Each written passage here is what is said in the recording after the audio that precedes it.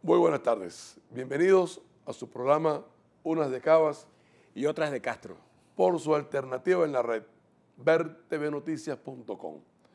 Pedro, en días pasados el gobierno nacional, en boca de su canciller, la doctora Delcy Rodríguez, de una manera rimbombante y tocando bombos y platillos, como cantando una victoria diplomática de cómo Venezuela ingresó por primera vez a la Comisión de los Derechos Humanos de la Organización de las Naciones Unidas. Eso, a mi modo de ver las cosas, no es ninguna victoria, eso le corresponde a todos los países miembros de la ONU, sobre todo porque esa Comisión de Derechos Humanos pasó hasta la Gaddafi, hasta la Libia de Gaddafi, pasó por allí. Y todos sabemos cómo terminó el gobierno de Gaddafi y cómo terminó el extinto presidente Gaddafi. El gobierno, en vez de hablar sobre esa victoria diplomática, debe mejorar su visión sobre la política de derechos humanos. No puede ser que en nuestro país, Pedro, se haya producido un incremento sustancial en el aumento de la tortura en una proporción aproximada del 28% de la tortura, 18% de tratos crueles e inhumanos a los detenidos, un 60% en ejecuciones extrajudiciales, estas que ocurren en aquellos operativos policiales, llámese OLP, llámese redada o como le quieran llamar. Pero sobre todo hay un dato bien impresionante. Estos son datos de organizaciones defensoras de los derechos humanos, Pedro. Hay tres datos que llaman la atención.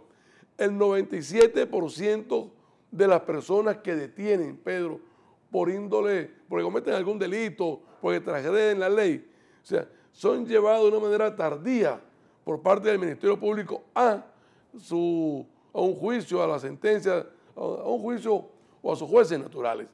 Pero lo peor de todo, Pedro, es la impunidad en nuestro sistema judicial, ya que el 68% de los jueces son provisionales.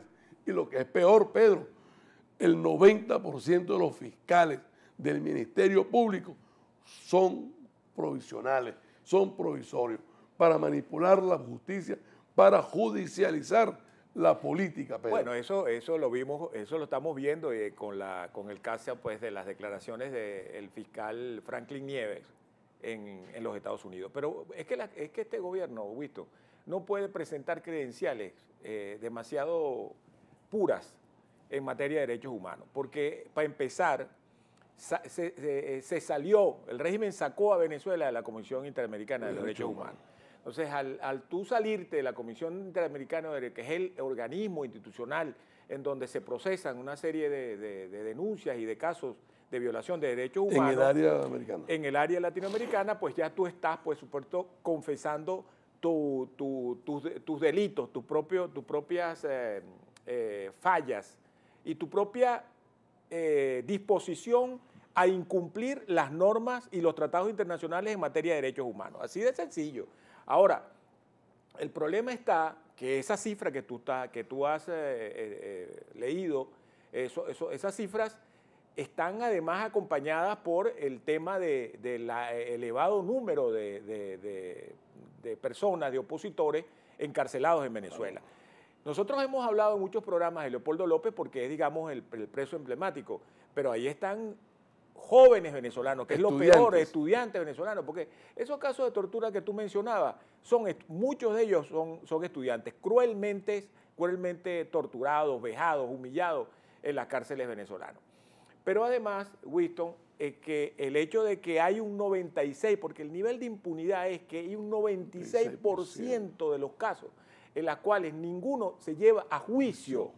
Ninguno se lleva a juicio. No es que no van a los jueces naturales, es que no se llevan a juicio. Es decir, estamos, digamos, al garete en esa materia. Es por eso, Pedro, eso que tú dices es oportuno, es por eso que estamos en una situación bastante delicada en el área de derechos humanos y estamos a expensas de los delincuentes. O sea, no puede ser, Pedro, no puede ser de que el juez, este señor Eladio Aponte, haya dicho que no hay pruebas, que fue sometido a presión por parte del presidente de la República, por parte de Diosdado Cabello y que sobre Manuel Rosales no pesa ninguna, absolutamente ninguna denuncia. Así es. Y aquí no ocurre nada. Lo del fiscal Franklin Nieves, que ayer en la prensa nacional indica quién lo presionó. O sea, ¿Quiénes? O sea, él involucra al presidente Maduro, involucra al capitán Diosdado Cabello, involucra a la magistrada de Yanira Nieves. Oiga, A su jefe inmediato, a la fiscal general de la son República. palabras mayores. Ahora, allí está ocurriendo algo. Pero además de eso, lo más grave, verdaderamente lo que da más indignación es que la respuesta del gobierno es endurecer todavía mucho más las condiciones de encarcelamiento de Leopoldo López. Es decir, aumentar el nivel de tortura, de incomodidad contra este venezolano. Sin hablar de los asilados. Sin hablar de los asilados políticos que tiene Venezuela en el exterior. Y vejar a su familia, además. Claro. La vejación a su familia, que no solamente es la humillación y la vejación al preso. Tú sabes que hace mucho tiempo se ha dicho que cuando tú tienes un familiar preso, toda la familia está presa. Bueno, pero en este caso toda la familia no solamente está presa, sino que torturada, humillada, vejada. Eso que dice, la amiga Liliana Tintori, de que la ponen desnuda en una celda a hacer cuclillas, a brincar y a saltar, y unas personas, que eso está grabando, y se lo llevan al capitán Cabello para que él tenga una opinión. O sea, por favor. Sí, o sea, es que esas son violaciones graves grotesca de los derechos humanos. O sea, sobre eso, esos son los temas que hay que ponerle coto y fin aquí en Venezuela. El defensor del puesto, perdón, me equivoqué, el defensor del pueblo, esas son las cosas que tiene que atender, de verdad. Tarek, tú que alguna vez fuiste un defensor sobre los derechos humanos, por favor recupera esa condición que tuviste hace unos 30 años atrás, para que o sea, no politices los derechos humanos, que eso es lo primero que hay que atacar. Y segundo, oye, vale, esos asilados, o sea, Carlos Ortega, o sea, el amigo Oscar Pérez, ese conjunto de venezolanos que están afuera. Ahora, tú sabes que ellos, el régimen... Esa es la paz que requiere Venezuela. El régimen, una cosa que es muy común, y esto no lo hemos tratado nosotros, pero es importante tratarlo, porque el gobierno y el régimen quiere ocultar y quiere rebajar sus crímenes y sus violaciones de derechos humanos, diciendo que en los Estados Unidos y en el resto de los países también hay violaciones de los derechos humanos. La diferencia entre las violaciones de los países, las violaciones que se producen, las violaciones a derechos humanos que se producen en países democráticos, en los países que no lo son, como por ejemplo en los Estados Unidos hay violaciones de los derechos humanos. Ahí está esa llaga abierta que se llama Guantánamo. Sí. Ahora, ¿pero cuál es la diferencia? Bueno, que Guantánamo es tratado por el Congreso norteamericano. El problema es que Guantánamo es tratado por la opinión pública norteamericana, por las organizaciones ONG norteamericanas. Es una discusión abierta. Hay una discusión abierta y pública sobre ese tema sin que nadie sea perseguido.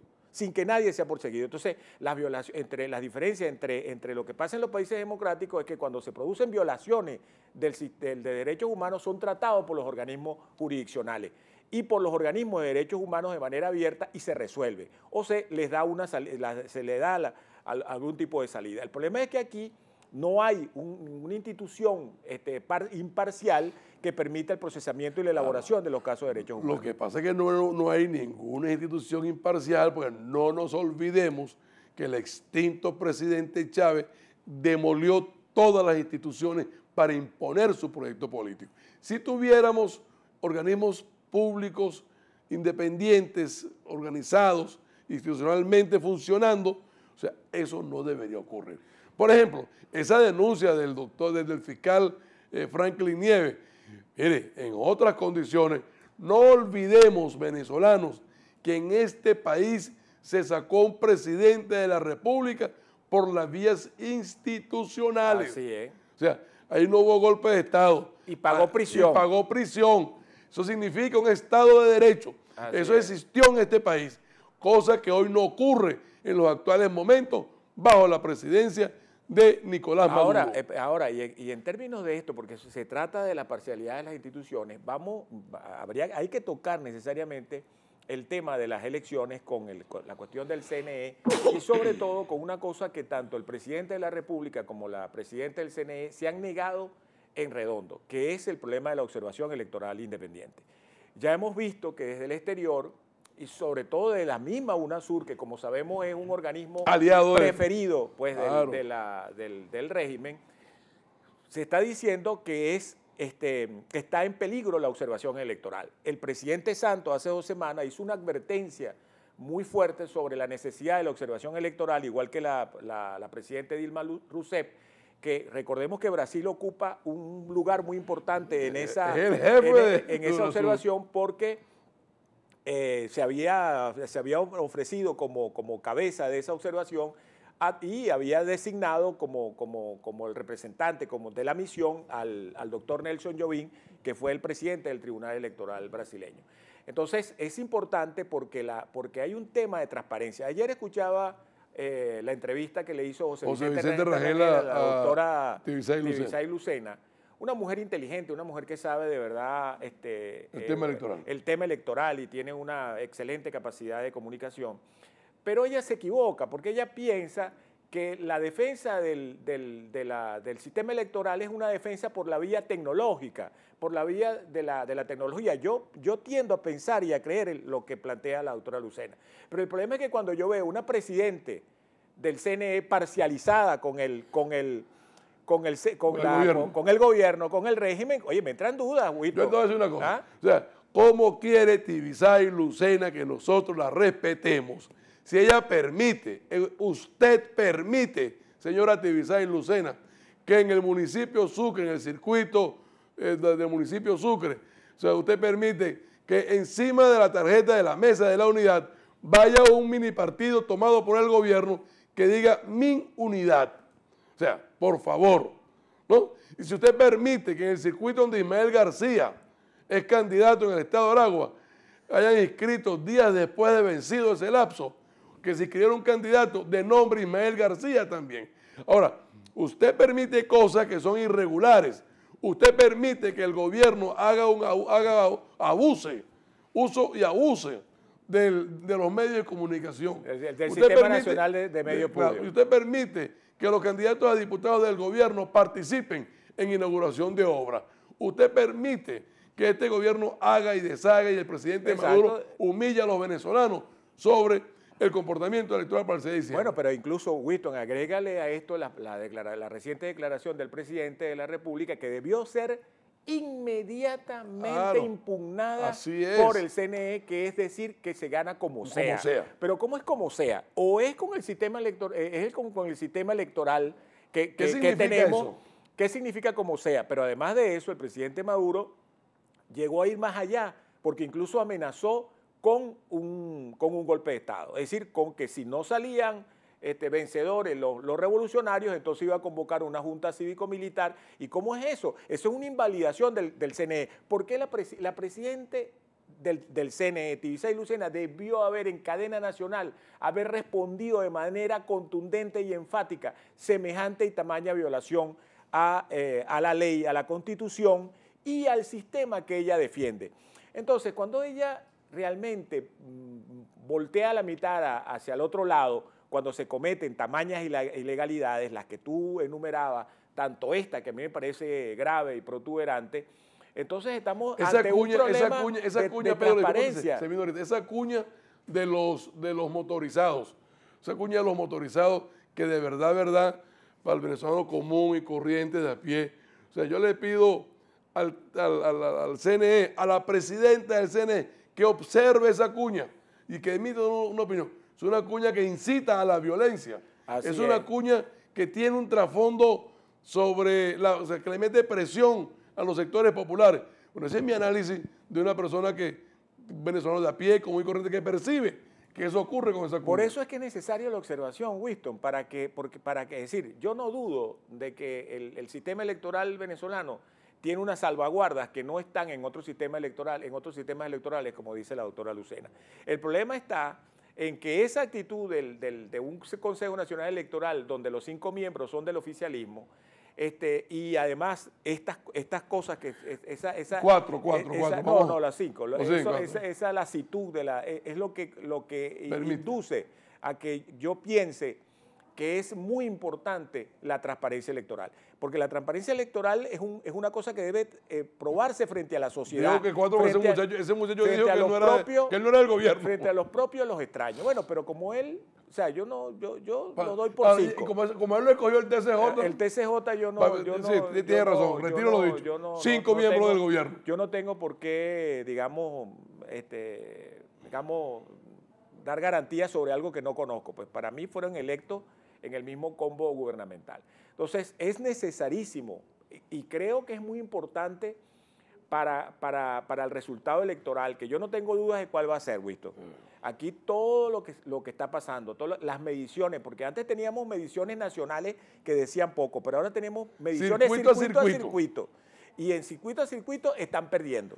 Pedro, están perdiendo el 23 de enero, Pedro. Así es, están perdiendo Guarenas Guatire. Están perdiendo Guarenas Guatire. Que son emblemáticos. Están perdiendo Katia.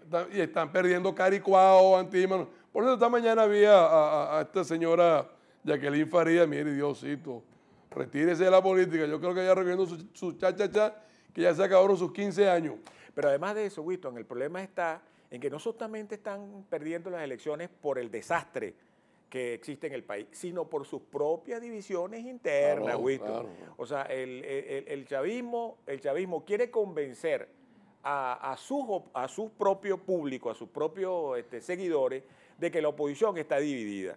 Pero yo creo que aquí el tema es que el chavismo está muy dividida frente a una oposición que ha logrado irse compactando progresivamente. La oposición no está dividida. La oposición es la que está circunscrita, está en la mesa de la unidad. Hay una gente por allí que se hace llamar de oposición, y lo voy a decir quiénes son. Por ejemplo, de oposición no es William Ojeda.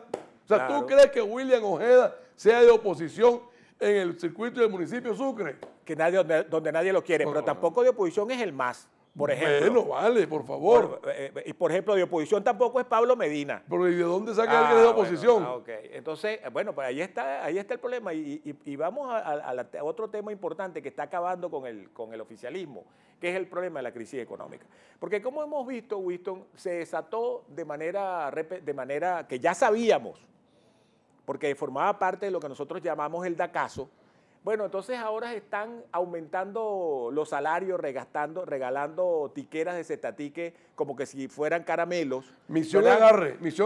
En una misión agarre para tratar de revertir la situación y donde ya se les puede decir que tarde piaste pajaritos, porque no la van a poder revertir, porque mientras más dinero arrojan a la calle, se está produciendo y acentuando el fenómeno de que las cosas están desapareciendo, Winston, de una manera descomunal. Ayer yo fui a buscar harina pan en la redoma de Petare, que por cierto, cuando quieren perseguir a los bachaqueros, vayan a la redoma de Petare, no se hagan los locos. Así. Los bachaqueros están en la redoma de Petare. Bueno, no hay harina pan, Winston, ni en la redoma de Petare. Ni en la redoma de Petare. ¿Qué te parece? ¿Y cómo va a ser el caso alimenticio? Tengo una información de primera mano de que hay cerca de 200 containers dañados de comida dañada, deteriorada, en estado de descomposición. Bueno, el programa pasado, Winston, repetimos la información que el propio gobierno da de que hay 184.000 toneladas en los puertos. Señores, es un acto criminal dejar la comida en los puertos. Saquen eso. Por favor. Por favor. Distribuyan los alimentos. El venezolano espera que el gobierno distribuya los alimentos. Por eso yo le digo, cuando a mí me dicen que el gobierno está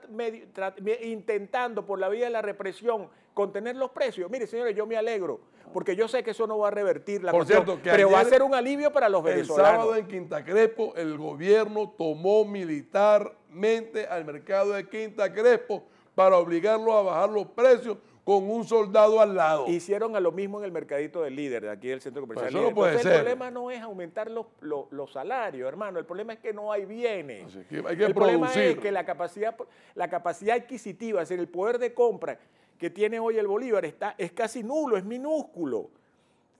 Es minúsculo. Entonces el gobierno no quiere darse cuenta de que sigue implementando a dosis cada vez mayores lo que ha fracasado durante Pero todo tanto afortunadamente, tiempo. Pedro, ya estamos hoy a 2 Ya de está noviembre. 2 de noviembre y Ya yo creo que la situación está ya cantada. no hay forma de cambiar Bueno, esto Winston, irreversible. otra vez el Otra tiempo, vez ¿no? El tiempo y Pinky. El tiempo y Pinky. Que no nos quieren- perdona. Entonces, Bueno, los invitamos para el siguiente programa programa en unas de Cabas. y otras de Castro. Buenas tardes.